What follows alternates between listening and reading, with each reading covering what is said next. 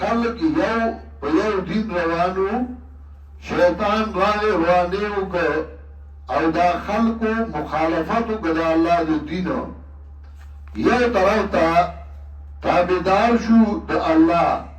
بل طرف تا نافرمان شو دا اللہ فاختلفو دلتا معذوف تے سورہ یونس راواری سورہ یونس نوان تا ذکر کری آیت نمبر 19 نلسمہ یونسمہ سپارہ سورہ یونس وما كان الناس إلا أمة واحدة فاختلفوا ودلت فاختلفوا ذکر کرده انت ذکر نکو القرآن يفسر بعضه بعضا وما كان الناس إلا أمة واحدة نو خلق مگر ٹولگے یو پا دین واحدہ فاختلفوا نو غی خلافو کو دل سورہ یونس آیت نمبر 19 فاختلفو خلافی اگو نو چه خلافی اگو اس دازائی سورہ بقرہ اگورا چاہی خلاف اگو نو بیاسو شو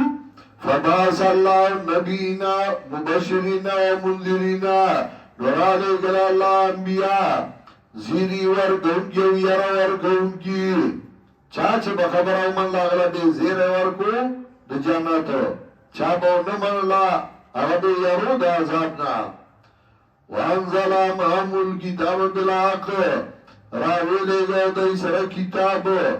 دا پارا دا خیارا کولو دا حق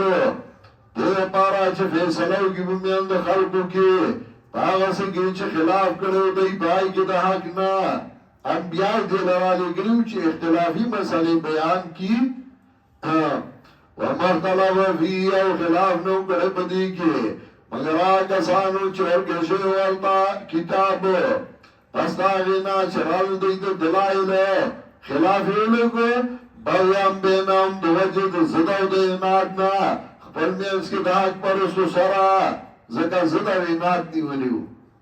دا زدو دے ناد دو وجد خلافو کو خپاو چلا حق دے دا مولا ناکار مولا او ناکار پیر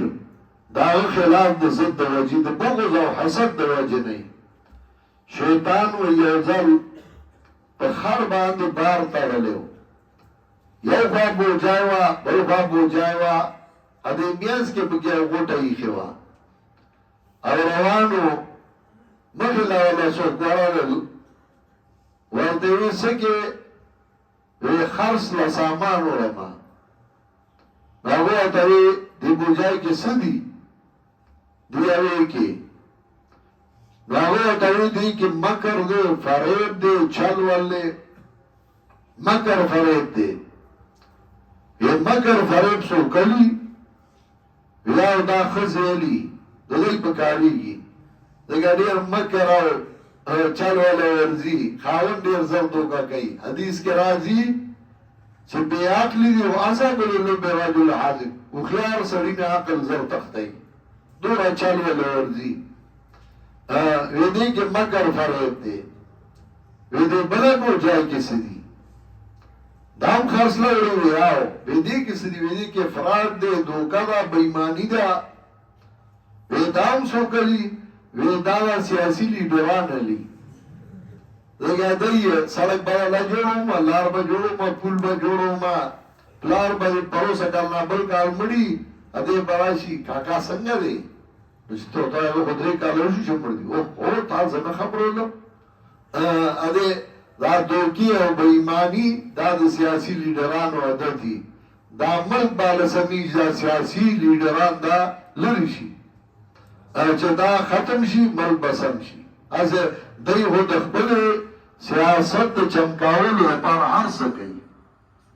غله دی خلاصي ډاکوان دی خلاصي بدمعشان دی ساتي تاغه تاثیر ولا دی کوي دا ټول دی خلاصي نو اسړي ته پوسو شیطان نه دا بار غوټه پکې چې دی کې سدي وې دی کې حسد او بغض دی ریاست ابو زمسو کلی وی مسلمان دیپ د پاره په پروسه کلی مليانو سایرا کړی دا لکه حسد او بغض د دوی ډېر پکاري هر څه کې د دوی حسد دی بغض دی حق نه به خلاف کوي